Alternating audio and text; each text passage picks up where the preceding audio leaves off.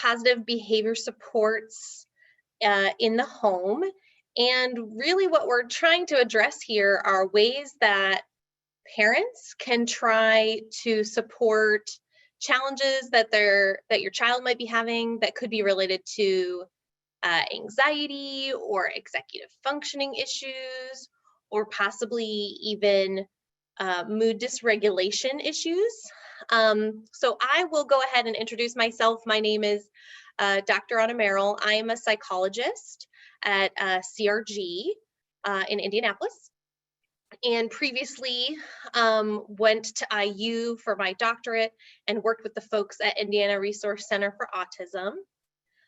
So I'm very happy to be here doing this webinar, and I am excited to be talking about this topic. So I'll go ahead and get started. So some of you may go back and watch Dr. Julie Steck's talk that she did another webinar for this series. I believe it was the last one that was recorded. And she talked a lot about what some of the other diagnoses or symptoms that children with autism spectrum disorder may have. And a lot of times that autism spectrum disorder is not the only thing that is going on. So for example, your child might be struggling with anxiety, asking questions like, what's going to happen when we get to that place? Or I don't want to do that because I don't know those people, or what you're asking me to do seems hard and I'm nervous.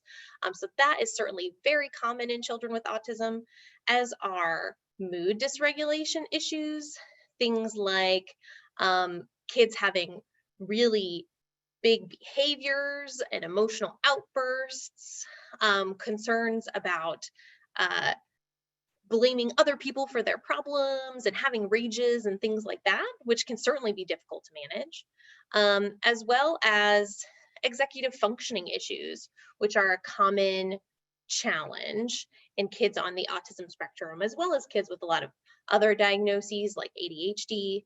So kids with executive functioning difficulties might struggle with paying attention. What did you say? What was that you just asked me to do? I don't remember. Remembering and locating where their things are, losing their homework and their backpack and things like that, as well as really having a hard time getting started on work.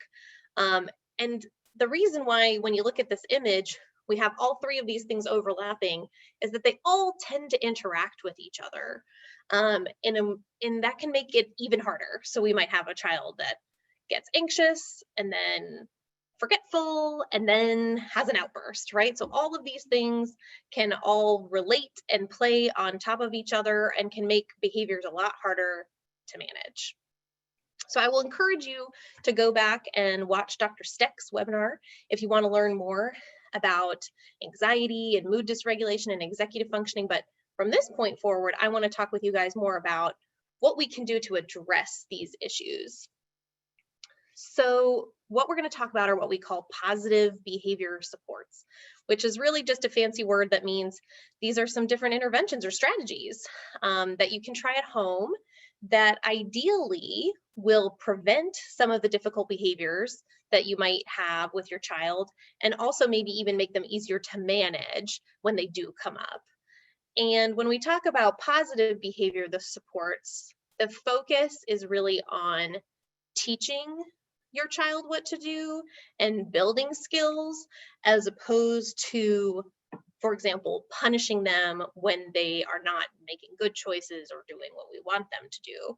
So for example, when we look at this picture at the bottom of the screen, you could imagine that dad is over there and he could say, stop fighting, or I'm gonna throw you in timeout, right? Or mom could say, stop crying, right? And so those are certainly common responses, but that is not exactly what we're going to be talking about. We're going to be talking about how do we change that behavior and support a more positive behavior, rather than just telling a child what we don't want them to do. So there's 4 different positive behavior supports that I want to review as part of the webinar.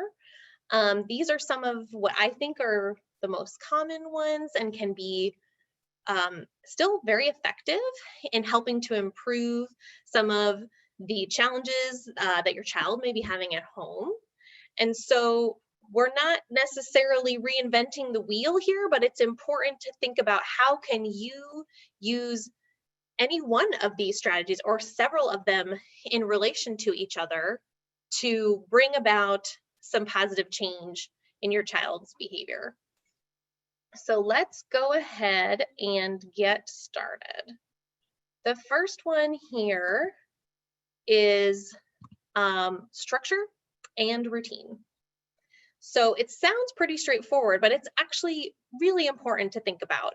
But when we are trying to improve behavior, something that we can do on the front end to prevent behavior is to implement some structure and some routine into your child's day. So I'm a huge fan of visual schedules, and I'm going to show you some examples. And I know several of my IRCA friends over here are as well.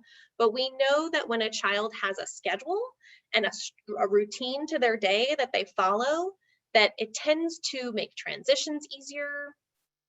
It tends to reduce the anxiety that they have about what's coming next and when it's going to happen, and then overall can improve behavior. I always recommend starting at the very least with making sure you have a good morning and a good bedtime routine. And I have a lot of families that tell me that morning and bedtime routine is when they have a lot of behavioral issues. So starting with those times of day can be really helpful in developing a structure where you generally do things the same way every morning or every night before you go to bed. When we think about creating a schedule or a routine for the day, I also always recommend thinking about how you can reduce the number of transitions that are happening. So for example, you don't want to have 25 things on the schedule for the day because you're going to have to start something and then stop something and then start something else and stop something else. And every time you have a transition, you might have more challenges. You might have more outbursts, things like that. So how can you be planful in how you put together the structured routine so that you limit the number of transitions and make it easier to make it through the day? It's also important to remember that the structure and routine is not meant to be punishment of any kind, right? So these positive behavior supports are not meant to be punitive. It's a way to establish a routine and just kind of teach your child, this is the way that we do things. So maybe before you're used to playing video games before you went to bed, and now we've established a new bedtime routine, and maybe video games isn't part of that, but it's not because I'm punishing you, it's just this is how we're going to do it now. This is the new routine that we're doing for bedtime, right? So you're not trying to make it a punishment, you're just establishing a new way of doing things. We know that structure and routine helps. It reduces anxiety, it reduces stimulation, which can make emotions better and easier to manage. And it makes it easier for a child to get activated and get going, right? If you're having a hard time getting your child started on things, if it's part of the routine, every time when I get home, I put my backpack here and I have my snack and we do it the exact same way every time, then that starts to become a habit and it's easier to get things moving forward. So there's a lot of reasons why we know that this is helpful. I'm going to show you some examples of some visual schedules and ways that you can utilize structure. So over here on the left, you see we have a visual schedule that could be used for bedtime, right? So you could swap out any of these different activities, but in particular, when we think about bedtime, you want to generally be going from things that are more active to calmer and calmer and calmer and calmer, so that by the time your child lays down for bed, they're ready to fall asleep, right? So thinking about a routine for that and maybe making a visual for that using pictures or words can be really helpful. You can see there's another example on the right that is using clips to show where we're at during the day, wake up, get dressed, things like that. So that could be like, for example, a morning routine or a day routine during the summer and things like that. So these visual schedules make it really easy because then when your child wants to know what's coming next, you can say, go take a look at your schedule, right? And then it helps them to know and not have to check in with you so much as well. So for some of our older kids, you might just have a list. You might have a list hung on the refrigerator or right inside the door when they get home from school that reminds them what they need to do so you can be as detailed or as not detailed as you think is going to be helpful for your child. Even on the right, the example is from a teenager's iPhone in their notes function, right? So maybe your child has a structure routine that they've agreed to, and we're going to really work with them on monitoring themselves. And they have that right on their phone, and you can say, go check your phone, go check your schedule on your phone, and they can look at what they're supposed to do when they get home from school, things like that. So there's a lot of different ways. There's no right way to do it. There's no wrong way to do it, and it doesn't have to be fancy, for sure. Okay.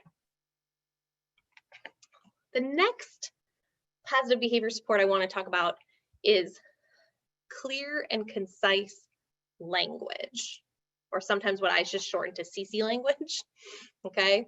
And clear and concise language means that the actual way that you verbalize in particular directions really makes a difference.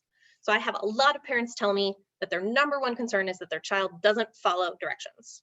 I ask them to do something and they don't do it. Okay, I totally get that. And that is really frustrating. But we also want to think about, what did you say when you gave that direction, or what did that direction look like?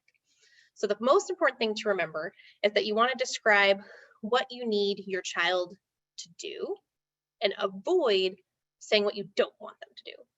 So remember, with the picture, it's not, don't fight with your sister. You want to flip that and think about, what is it that you want your child to be doing in that moment? That's going to be a lot more helpful, and it's much more clear and concise. So for everything that you don't want your child to do, you have to ask yourself, what do I want them to be doing instead? Then you want to use language that's as clear as you can make it, telling them exactly what they want to do, avoiding being vague, being as specific as possible. The other thing to keep in mind is that when you're giving these directions, physically, what are you doing? Are you making sure you have eye contact with your child? Are you making sure that you're close by your child? Like, tends to be, if you're in the kitchen making dinner and they're over in the living room watching TV, just yelling a direction across the house is not going to be as effective, because there's a pretty good chance they're not paying attention in the first place. So you want to make sure you have their eye contact, maybe get down on their level, stand close by. If they're not making eye contact, you might have to use some sort of light touch or tap to get their attention. Make sure you have their eye contact, and you want to, as best you can, just use a matter-of-fact tone. So you're not yelling, but you're not asking. So you're not asking permission, but you're not yelling, but just, this is what I need you to do. I need you to go upstairs and put on your pajamas, right? The other thing that's really important is to give some time and make sure that you give your child a few seconds to actually comply with the direction that you've given. Just repeating the same direction or giving a lot of directions at once is not going to be helpful. So generally, we recommend that you at least wait 3 to 10 seconds, which feels a lot longer than you think that might feel, right? And in particular, if your child has any language processing issues or any cognitive deficits, then you definitely want to give them more time to process, right? And if your child has language issues, you might also think about a way that you can use a visual or gesture to give this direction to be as clear as you can as well. Model the behavior for them, that type of thing. Clear and concise language is really important because it gets rid of any confusion that your child might have about what they're supposed to do. It sets them up for success in being able to follow through with a direction. And it also makes your expectations clear. And it can sometimes help to make you feel like you're in the driver's seat a little bit more, right? You also want to make sure that by doing this, you're limiting the opportunities for what I like to call the classic negotiation, which is so common. So you ask your child to put down the iPad and go take a shower. And it is so common for them to say, just 5 more minutes, or just 1 more minute, or let me just finish this game, right? And so rather than engaging in negotiation or allowing them to say, I'll do it later, by setting up a really clear and concise direction, we can sort of hold to our ground about, no, this is what I need you to do. And you can be really specific, like, I need you to do this in 5 minutes, or I need you to do this right now, but you want to be really clear in your directions and avoid the negotiation if you can. So here's some examples. You have to, I call it flipping the script. So When you want to say, don't push your sister, how can we flip the script into some more clear and concise language? Perhaps you could say, I want you to ask your sister, can I play with you? So provide that script, for example. Maybe you want your child to stop playing Minecraft. Rather than saying, stop playing Minecraft, get off that iPad. Let's give a more clear and concise direction. I want you to put the iPad in the charger and I want you to come sit with me. Now that's telling your child exactly what you want them to do. Another really common one is asking your child to clean their room, which obviously comes up a lot of the time, but the idea of just cleaning your room is a huge task. And it's a lot more helpful if you can be specific about what you want them to do. So for example, put your clothes in the basket, put your stuffed animals in the toy box, right? That's a lot more clear. And now your child knows exactly what you want them to do versus they might walk into the room and just become overwhelmed, anxious, might have a tantrum because they don't even know where to start. Another one, especially for my older kids that I work with, parents say, stop looking at your phone, put your phone down, because the phone is a big distraction, right? And especially for some kids that have been involved in virtual school and things like that, it's really hard to put boundaries around technology, right? So let's make an actual plan and have some clear, concise language about it. So maybe you're going to keep your phone in the kitchen while you're logged into your Zoom class, right? Or keep it on the charger, or we're going to make a little basket that's going to be over in the corner of your desk, and you're going to say, put your phone in the basket, right? So now when you say stop looking at your phone, it's put your phone away. And that's much more clear and is more likely to get you moving in the right direction. So clear and concise directions and language is really important, and you want to think about how you can utilize those strategies.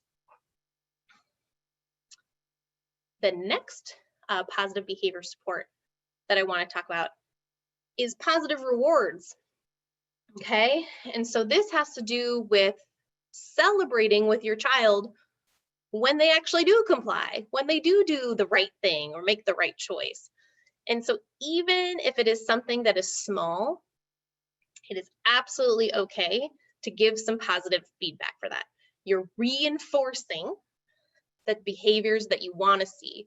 You're reinforcing when your child does exactly what you want them to do. When we think about that reinforcement or that reward, there's a couple things you want to keep in mind. One is that it's actually the most helpful if when you give some sort of reward, that it happens as immediately as possible. So I'll give you an example. A lot of parents come up with these beautiful, elaborate plans like, okay, if you don't hit your sister for a week, then over the weekend on Sunday afternoon, we'll go to the zoo. I love that. I mean, that's so great. Everybody loves the zoo.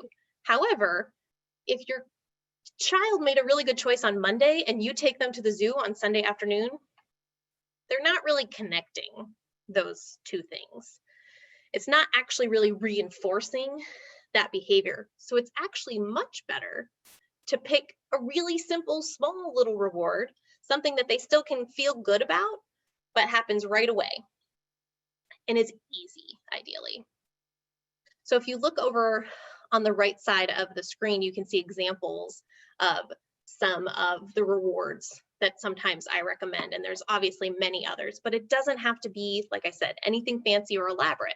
It might just be giving your child a high five. If that's reinforcing to them, if they like that, if you have a special handshake you can do when they do something right, awesome. Doesn't cost you anything and is quick and easy and can happen right away. Stickers are obviously another example that are really common.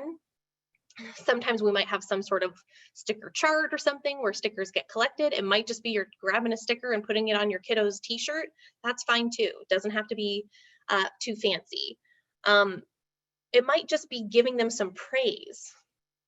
And when we talk about praise, you'll notice I put labeled praise, which means a lot of people think of praise as just good job. But labeled praise is actually going to be much more helpful in this circumstance, because you want to tell them what they did a good job with, right? Especially because we're trying to improve their behavior and make things easier at home. So if you say, good job eating your breakfast, Now we know exactly what I got that good job for, and I'm more likely to want to eat my breakfast tomorrow because then maybe I'm going to get some more of that positive attention from mom or dad. You might use some sort of edible that's small, like a lifesaver candy or a Tic Tac, or maybe even a goldfish cracker or whatever, depending on your child's food preferences are. That's fine if that's something that's going to work and be motivating for them, not a problem. Some kids, obviously technology is a huge one, and a lot of families tell me that's the only thing they feel like is motivating for their child.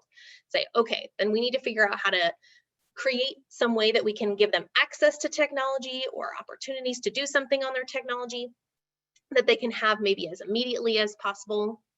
So that might be, for example, like 5 extra minutes. They can be on their game or do something they enjoy. Or I really prefer access to maybe like a YouTube video or a song that they like. And the reason why I think that can be really helpful is that if we go back to putting boundaries around time, you don't want to provide a reward that just feels unlimited to your child, because now you've maybe just set yourself up for some other transition or difficulty when you have to take it away. So you don't want to just say, oh, if you do this, then you can have your iPad for the rest of the night. You might just say, if you do this, you can have your iPad for 5 minutes, or you can watch one song on YouTube. Then we know that that only is 3 minutes long and then it's done.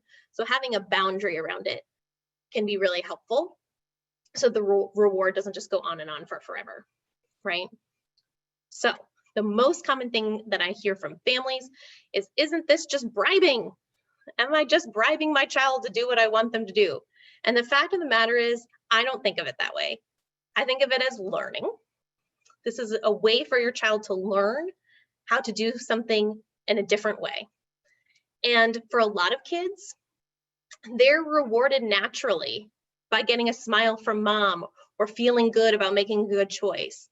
If that's not the case for your child, if that's not rewarding for them, we have to find some way to increase their motivation, because it's not until we increase motivation that we're going to see a change in their behavior. And it also allows us to then teach them what they should be doing instead and rewarding them for that. So you set up your expectation with your clear and concise language of this is what you want them to do, and then they're able to get a small reward for that. They're much more likely to do it again in the future. If there's no motivating factor, we're not necessarily sure that they're really going to do it again tomorrow. So I don't think that rewards are bribing. I don't think it needs to be thought of that way. And ideally, this becomes a habit, and then you don't need the reward anymore. So we're not necessarily saying that you have to reward something for forever. We're saying you do this as part of learning. This is learning. And once we've learned something, then we can peel back. Okay. Another point that I want to make is that there's a really nice way that you can build rewards into your day by using the first then approach. So saying, first I need you to do this, and then you can have this other thing that you like. So this can be a really simple, straightforward way. You can use a visual for this, like you see on the screen, but you can build it into the schedule in a lot of different ways. So like, first you're going to do your math lesson, and then you can ride your bike. Or first you have to finish your dinner, but then you can have your cookie. That's a really common one. First I need you to use the bathroom, and then you can watch your video on YouTube. So that's a good way to combine the clear and concise language, the structure and the routine, the visual, and the positive reward. So we purposefully put the thing that we know is going to be rewarding and fun after the thing that we need them to comply with or do, or the behavior that we want to see. By doing that in this kind of clear, concise way with the first then, it makes it a lot easier for your child to follow through. So think about different ways that you might be able to incorporate that into the day as well. All right, so then the last positive behavior support that I want to talk about is the calm down space, or what sometimes is referred to as a break spot. And this is a strategy that's particularly helpful for kids who have a lot of emotional dysregulation issues. They get really upset, they have tantrums, they cry, they might throw things or become physical. And we want to figure out, how can we start to teach? Remember, positive behavior, we're trying to teach what they should be doing instead. How can we teach them to calm down? Okay, So one way to do this is to actually create a space for it in the house. Delineate a spot in your house. You want to pick a place that's easy to get to, but enough out of the way that it's not like something you have to trip over or like is in the middle of everything that's going on with your family. And then you kind of make it cozy. You might put some blankets, pillows, bean bags in there, that sort of thing. And then add potentially some objects or items that might be calming for your child. That might be a stuffed animal, that might be some sensory stuff, or fidgets that they like. A weighted blanket could go in there, something that lights up or has texture that they like, right? You keep that in there. Then you explain to your child what you've created, make a name for it, ideally, so that you guys know what you're talking about. So the calm corner, or the safe space, or the brick spot, or whatever you want to call it. And you explain what it is, and you actually practice. So when your child is completely calm, not when they're upset about anything, you practice and say like, so if you were getting upset and you weren't feeling good and you were crying, that you can come, let's go into the calm space. Let's practice. What would we do? Maybe we would put on our weighted blanket. Maybe we would hug our stuffed animal, right? And you practice. That way, when your child actually does start to get upset, now we can try to direct them to the calm down space, to that break spot, and they can try to go through those skills that we've already practiced to try to help calm themselves down. Just like the positive reward, we would ideally love to get to a point where your child knows, without you even having to say anything, that they can go to this space to calm down. And it helps them to teach themselves how to regulate without relying on you. Because a lot of kids rely on their parents to calm down. They maybe need to sit in your lap, or they need to be next to you or touching you. And that's obviously okay and natural, but we want them to learn how to regulate themselves, because what's going to happen when you're not there, right? The one really important thing to remember is that this should not be viewed as time out. So there's no stigma about calm space. The calm down space is like a nice place to be. You would not want to use it for timeout if that is a strategy that you use, so it doesn't become confusing. And if your child chooses to go there, they should actually be reinforced for that. Like you should use like that labeled praise of, great job going to your calm down spot to take a break, right? So we're actually reinforcing it because it's a good thing that they're going there to regulate. And it's a great way to teach themselves to calm themselves down, but also to do it away from everyone else, which can oftentimes make things safer for others. So like maybe siblings that are in the house, or I know sometimes aggression can be even taken out on pets and things like that. So if we're in the calm down space, that makes it easier. So I'm going to show you some examples of what that might look like. Here's a few that I found online. So you can see we've got the calm corner over on the right with some stuffed animals and the pillow, and looks like maybe some like preferred pictures and things like that. Maybe even some visuals that show examples of coping strategies that your child might be working on, like taking a deep breath or things like that. You might just have in the upper left, you can see we've got like just some preferred toys and things like that. Stuffed animals, pillows, a soft place, just kind of tucked in the corner of a room. You can even see on the bottom left, that's a parent set up a tent. And this is something I'm hearing a lot more from families that they like. I'm kind of having a little bit of an enclosed space. So these tents, I think, are really easily available now as kind of little play areas, but you could also set one up and really make it as a calming space. Put some books in there. It looks like this one even has like some lights on it that might be calming. So then now when we redirect our child in there, it helps them to feel calm and protected, and it takes away the stimulation of everything that might be going on around them, which tends to just make kids more dysregulated. So we take that away so it's easier for them to regulate themselves. Okay, so that was the last one that I wanted to talk through. Those are all examples of positive behavior supports you can try at home. And then I think at this point, we're going to open it up to see if we have any questions from anybody. Thank you so much, Anna. We do have a question. Great. So let me just get to it. So it's from an anonymous attendee. Thanks Okay. for the presentation. Most of the presented ideas are good for kids who have good language. Any advice for younger kids with very limited expressive and receptive language? Yeah, that is a really great question. And I think I hinted a couple times at some things, but let me kind of review some of those. If your child does have difficulty with expressive or receptive language, then that's when visuals become even more important. And it may also be physically we're showing them what they want to do. And in some cases, that might even mean hand over hand prompting with what we want them to do.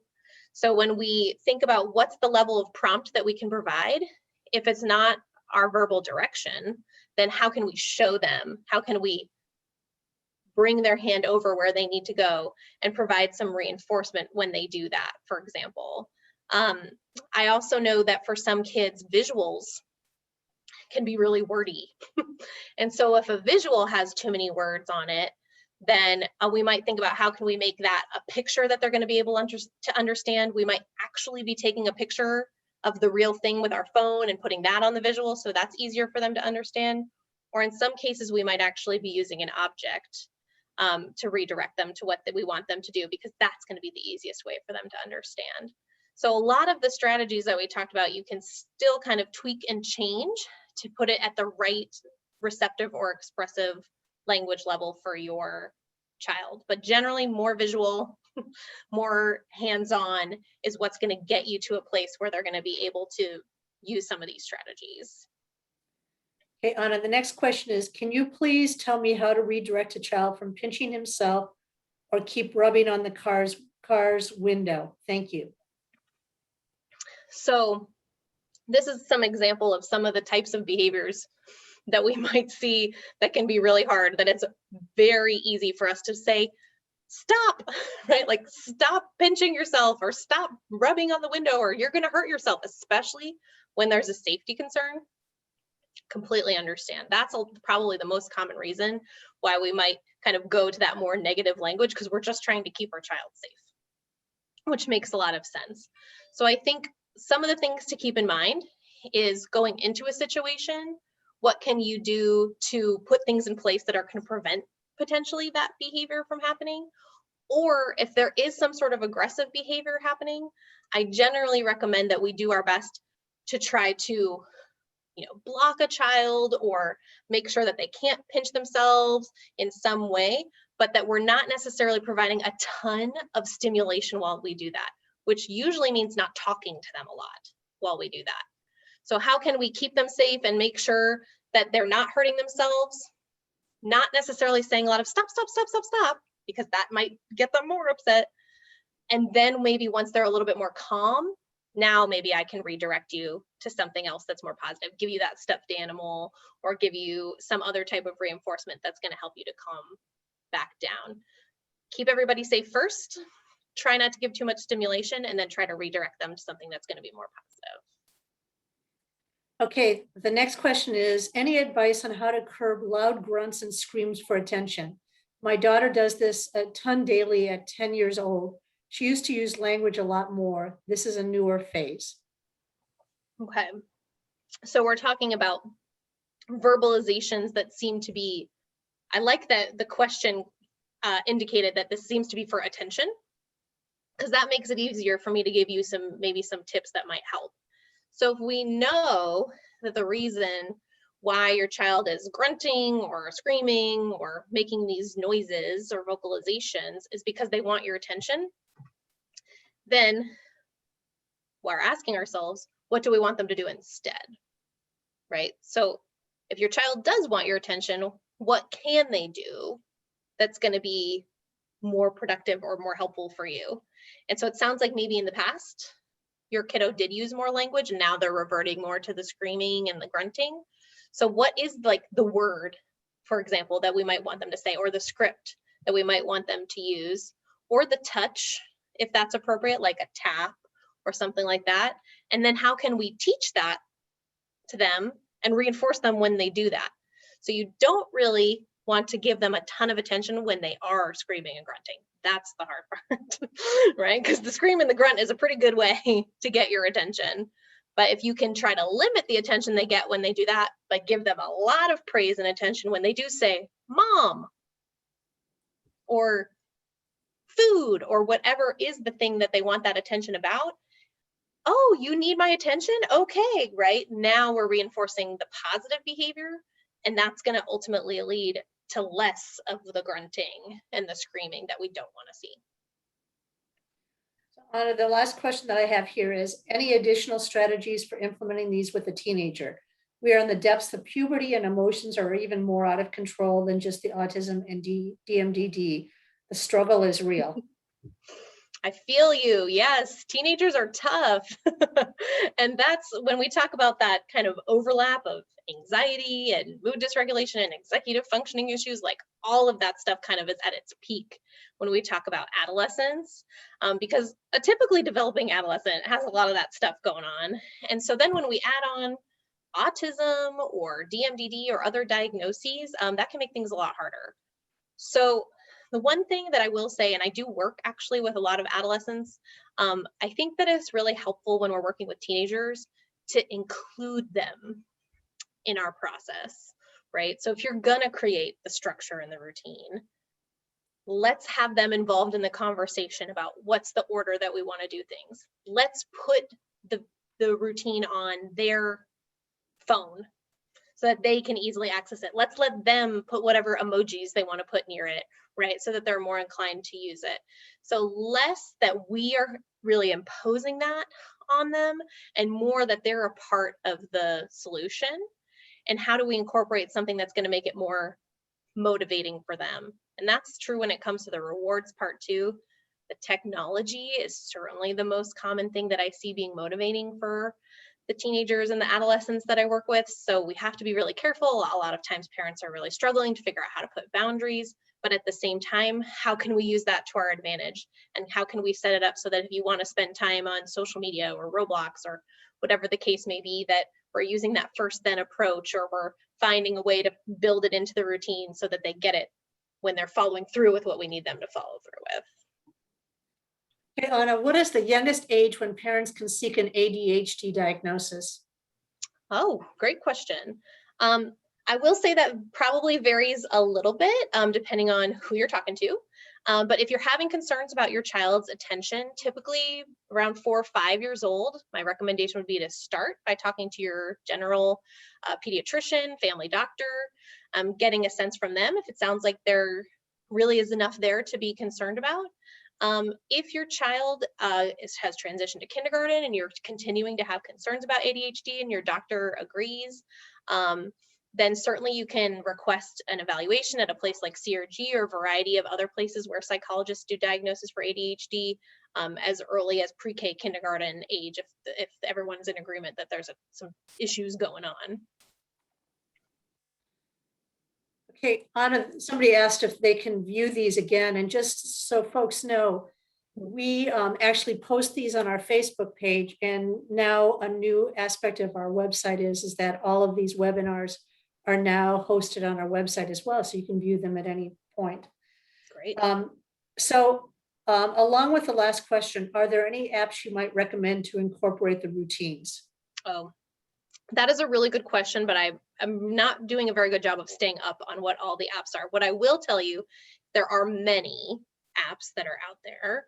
And a lot of that actually ends up having to do with what type of visual or structure you think is most appropriate for your child's language level.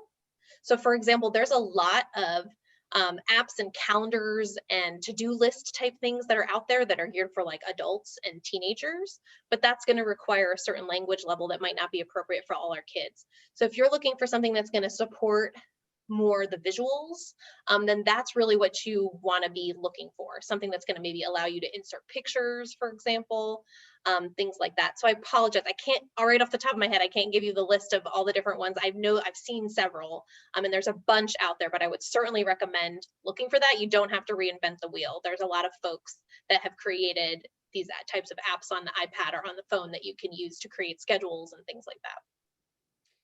And on the IRCA website, we have examples of schedules and visual Yeah, supports and that absolutely. people can personalize for their child, their son or daughter. I think Yes. that's the last question, Anna. So I want to Great. thank you so much and thank you all for attending. We will have another Zoom next month. We're trying to keep doing these monthly and just as a way to continue to reach our families across the state of Indiana. So if there's any topics that you particularly would want us to cover, please don't hesitate to email me at prattc@indiana.edu. And thank you all for attending. Have a good evening. Thank you guys.